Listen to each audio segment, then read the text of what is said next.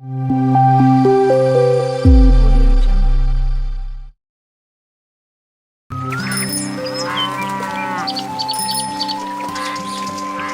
गांव में रतन नाम का अमीर युवक रहता था, जो दिन भर आवारा फिरता रहता था। एक दिन उसका भाई बिरजू उससे बोला, ये तुमने आए दिन क्या नाटक बना रखा है रतन? मैं कुछ समझा नहीं भैया। रतन, तुम पूरे 21 वर्ष के हो चुके हो। हमारा इतना बड़ा अनाज का व्यापार है, आखिर तुम मेरे साथ गोदाम में क्यों नहीं बैठते? भैया, ये मेरे खेलने कूदने की उम्र है, मेरा अभी काम करने का बिल्कुल भी मन नहीं है। रतन, माँ और पिताजी के जाने के बाद तुम ही मेरी जिम्मेवारी हो। मैं नहीं चाहता कि तुम दिन भर ऐसे ही आवारागर्दी करते रहो। कल को मुझे तुम्हारा विवाह भी करना है। सीधे सीधे क्यों नहीं कहते भैया कि माँ और पिताजी के जाने के बाद मैं आपको बोझ लगने लगा हूं? रतन की बात सुनकर बिरजू क्रोधित होकर बोला, अपनी जुबान को लगाम दो रतन। तुम अपने बड़ों से बात करने की बिल्कुल तमीज भूल गए हो। रतन बिरजू की बात को नजरअंदाज करके क्रोधित होकर घर से बाहर निकल गया। तभी बिरजू की पत्नी आरती आकर बिरजू से बोली, रतन अब जवान हो चुका है, आपका उसे इस तरह डांटना शोभा नहीं देता। सुना तुमने आरती, उसने क्या कहा? मैं उसे बोझ समझता हूँ। आप चिंता मत कीजिए, धीरे धीरे वो सब समझ जाएगा।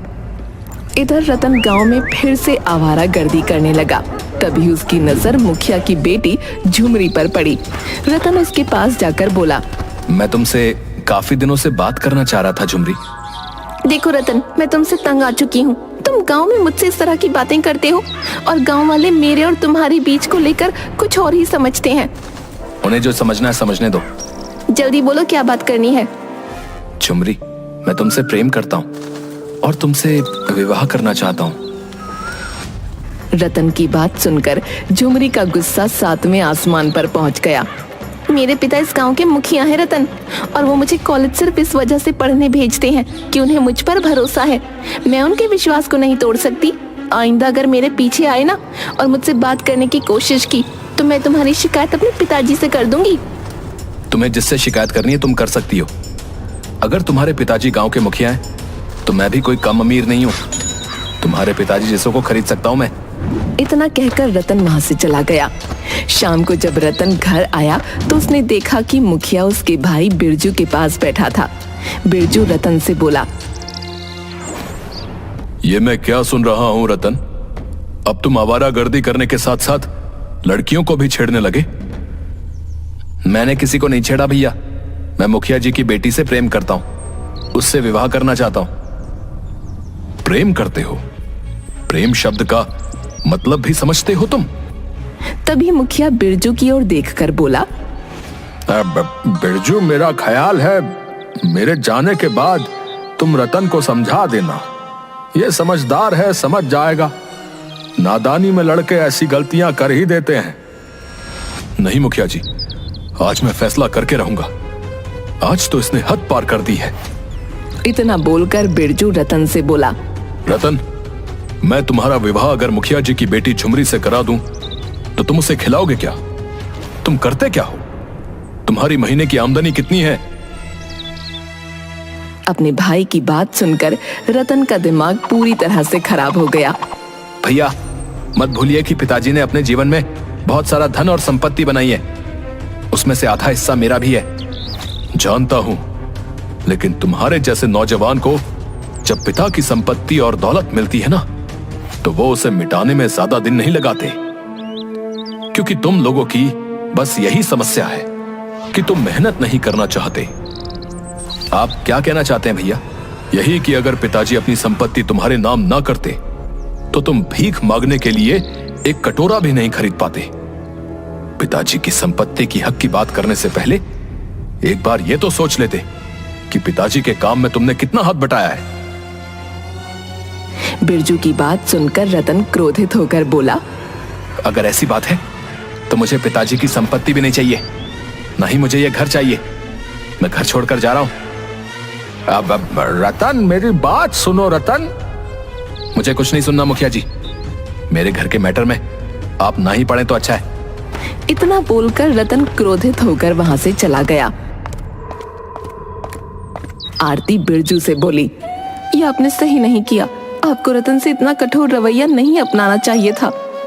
नहीं आरती, अगर आज मैं कठोर रवैया नहीं अपनाता तो रतन के हौसले और बुलंद हो जाते। जो भाई अपने छोटे भाई को डांटते नहीं, वो अपने भाई के सबसे बड़े दुश्मन होते हैं। रतन क्रोधित होकर अपने गांव की सीमा से बहुत दूर एक दूसरे गांव की ओर चला गया। उसके पास खाने तक के पैसे नहीं थे। रतन भूखा प्यासा थक हार कर एक गांव की सीमा पर बनी झोपड़ी के सामने बैठकर रोने लगा। आज अगर मेरे पिताजी और माँ जीवित होती तो क्या भैया मेरे साथ ऐसा व्यवहार करते? मेरा इस दुनिया में कोई नहीं है। रतन नहीं जानता था कि झोपड़ी के अंदर कन्हैया नाम का उसका ही हम उम्र युवक रहता था। कन्हैया उस झोपड़ी के बाहर निकलकर बोला, कौन हो तुम और मेरी झोपड़ी के बाहर तुम रो क्यों रहे हो? मेरा नाम रतन है। अगर तुम्हें अपनी झोपड़ी के सामने रोने से ऐतराज है तो मैं कहीं और जाकर रो लेता हूँ। मेरा नाम कन्हैया है। लगता है दोस्त घर से काफी नाराज होकर आए हो और अंदर से काफी उदास भी हो और शक्ल से काफी भूखे भी लगते हो। मैंने सुबह से कुछ नहीं खाया और मेरे पास पैसे भी नहीं है, तो चलो मेरे साथ, मैं तुम्हें खाना खिलाता हूँ। रतन उसकी झोपड़ी की तरफ देखने लगा। मेरी झोपड़ी की ओर मत देखो, मैं तुम्हें यहाँ के अच्छे ढाबे पर खाना खिलाऊंगा। लेकिन तुम मुझे खाना क्यों खिलाना चाहते हो? मैं तो तुम्हें जानता भी नहीं। मेरा और तुम्हारा रिश्ता क्या है? दोस्ती? दोस्ती का, इंसानियत का, और इससे बड़ा दुनिया में कोई रिश्ता नहीं होता दोस्त। कन्हैया की आंखों में अपनापन देखकर रतन मुस्कुराते हुए बोला, ठीक है। कन्हैया रतन को ढाबे पर ले गया। रतन ने पेट भर खाना खाया। खाना खाने के बाद वो रतन के साथ झोपड़ी में बैठा हुआ था। तुम करते क्या हो कन्हैया? कुछ नहीं दोस्त, कुछ भी छोटा मोटा काम मिल जाए कर लेता हूँ। छोटा मोटा काम? अब कहीं तुम चोरी वगैरह तो नहीं करते? अरे नहीं नहीं, छोटा मोटा काम से मतलब है छोटी मोटी मजदूरी। अपनी झोपड़ी को देखकर ये तो तुम समझ ही गए होगे कि ये झोपड़ी एक गरीब की झोपड़ी है।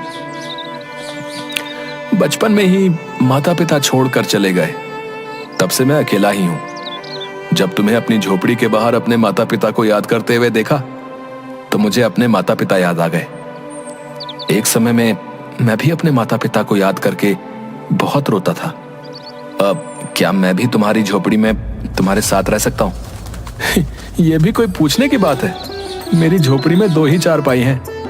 एक हमेशा खाली पड़ी रहती थी, शायद ये तुम्हारे लिए ही थी। रतन कन्हैया से बात करते करते ही सो गया। अगले दिन रतन कन्हैया से बोला, अब अगर तुम्हें कोई ऐतराज ना हो दोस्त, तो क्या अब मैं भी तुम्हारे साथ मजदूरी कर सकता हूँ? रतन, तुम्हारे कपड़े देखकर ही मैं समझ गया था कि तुम कोई अमीर घराने से ताल्लुक रखते हो। तुम्हारे हाथ बता रहे हैं कि तुमने आज तक कभी कोई भारी वजन नहीं उठाया। तुम रहने दो। अब नहीं नहीं, काम को लेकर मेरे भैया ने मुझे ताना मारा था। मैं भी काम कर सकता हूँ, मैं तुम्हारे ऊपर बोझ नहीं बनूंगा। रतन की बात सुनकर कन्हैया मुस्कुराने लगा। उस दिन के बाद रतन रोज कन्हैया के साथ मजदूरी करने लगा। कुछ ही दिनों में वो दोनों गहरे दोस्त बन गए। मगर रतन कभी कभी अचानक उदास हो जाता था। ये तुम अचानक उदास क्यों हो जाते हो? अगर तुम्हें घर की याद आती है तो तुम चले क्यों नहीं जाते? नहीं, मेरे परिवार वाले मुझे बिल्कुल भी प्यार नहीं करते। अगर थोड़ा सा भी करते होते तो वो मुझे ढूंढते हुए यहाँ जरूर आते। एक दिन कन्हैया और रतन गांव की सड़क पर बने हुई छोटी सी दुकान पर चाय पी रहे थे। तभी एक लग्जरी कार आकर रुकी। उस लग्जरी कार में बिरजू और आरती निकलकर बाहर आ गए। रतन, हमने तुम्हें कहां कहां नहीं ढूंढा, तुम यहाँ हो। चलो घर चलो। मैं घर नहीं जाऊंगा भैया। रतन, जिद मत करो। मैंने तुमसे जो भी कठोर शब्द बोले, मैं उसके लिए क्षमा मांगता हूं। तुम्हारे बगैर घर सुना है।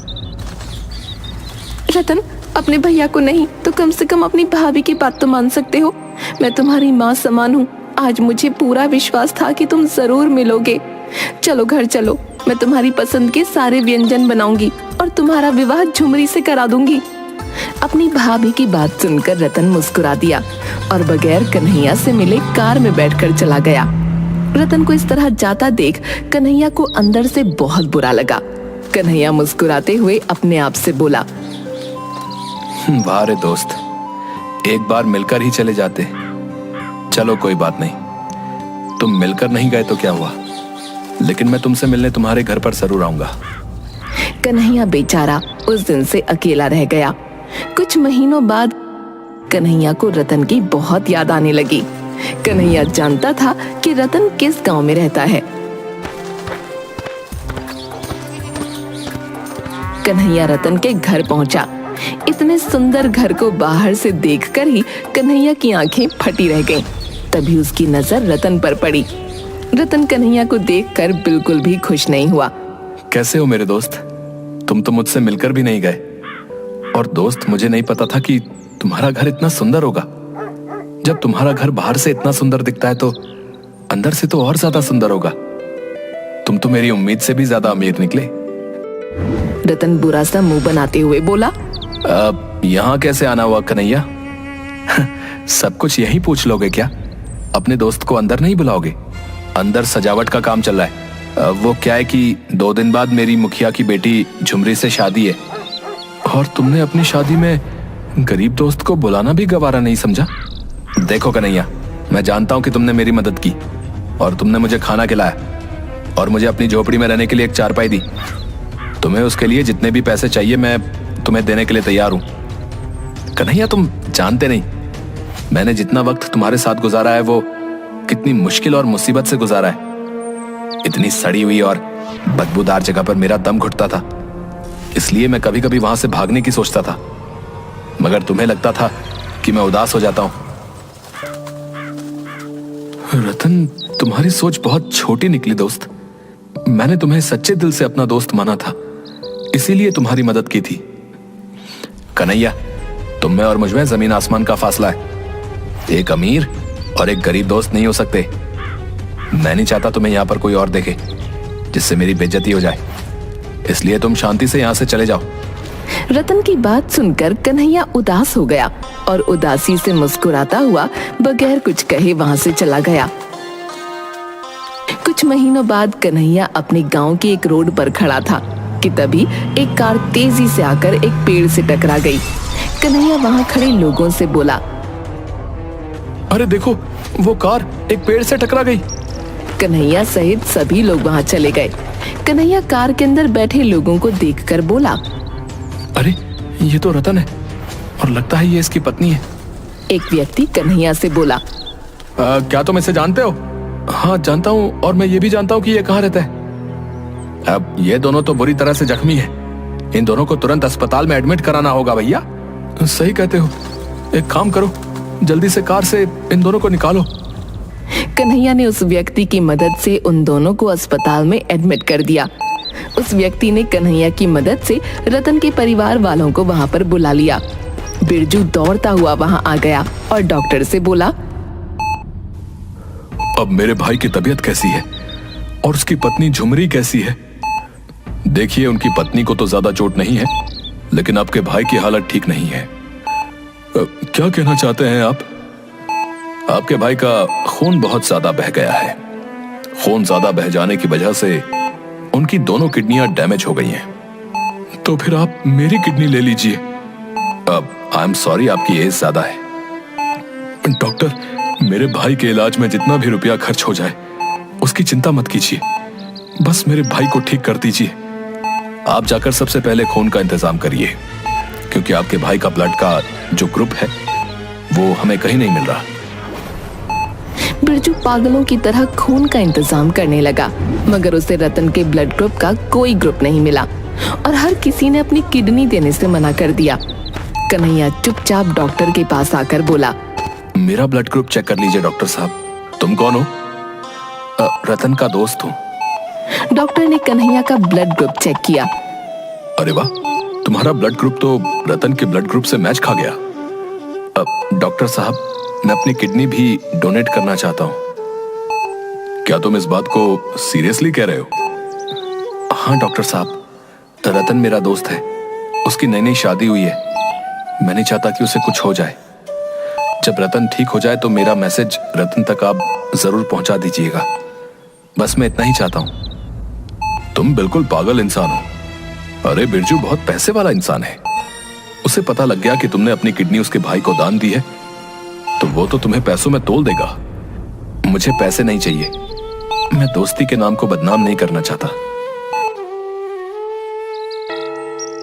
कुछ महीनों बाद रतन बिल्कुल स्वस्थ हो गया और ठीक होकर रतन मिठाई का डिब्बा लेकर डॉक्टर से मिलने अपने भाई के साथ उसके घर पर आया। भैया बता रहे थे कि उन्होंने आपसे बहुत पूछा कि मुझे किडनी किसने दान की है, मगर आपने भैया को नहीं बताया। हाँ रतन, क्योंकि जिसने तुम्हें किडनी और ब्लड डोनेट किया था उसने मुझे सिर्फ तुम्हें ही बताने को बोला था। मैं आपकी बात का मतलब नहीं समझा। उसने अपना नाम कन्हैया बताया था और मुझसे कहा था कि रतन जब स्वस्थ होकर आपसे किडनी डोनेट करने वाले का नाम पता करने आए तो आप उसे मेरा नाम बताना और साथ ही साथ ये भी कहना कि असली दोस्त इसे कहते हैं। रतन से कहना कि अगर उसे दोस्त बनना है तो वो किसी गरीब को बनाए, क्योंकि गरीब ही मुसीबत में काम आते हैं। डॉक्टर की बात सुनकर रतन फूट फूट कर रोने लगा। वो बगैर देरी किए अपनी बाइक लेकर सीधे कन्हैया की झोपड़ी के पास चला गया, मगर उसने देखा उस झोपड़ी के अंदर कोई दूसरा ही व्यक्ति रह रहा था। अब यहाँ पर तो कन्हैया रहता था, कहाँ गया? कन्हैया तो यहाँ से 1 महीने पहले ही चला गया। क्या आप जानते हैं वो कहाँ गया? नहीं, उसने किसी को नहीं बताया, बल्कि उसने गांव में भी किसी को नहीं बताया कि वो कहाँ जा रहा है। हाँ, उसने कहा जरूर था कि कोई रतन नाम का इंसान पता करते करते यहाँ पर आएगा तो उससे कह देना कि दोस्ती का असली मतलब यही होता है। वो भले ही मुझे अपना दोस्त नहीं समझता हो, लेकिन मैंने उससे सच्चे दिल से दोस्ती की थी। उस व्यक्ति की बात सुनकर रतन भारी मन से झोपड़ी के बाहर निकल आया और पागलों की तरह कन्हैया को ढूंढने लगा, मगर कन्हैया उसे आज तक नहीं मिला। कन्हैया रतन को दोस्ती का बहुत बड़ा पाठ सिखा गया था।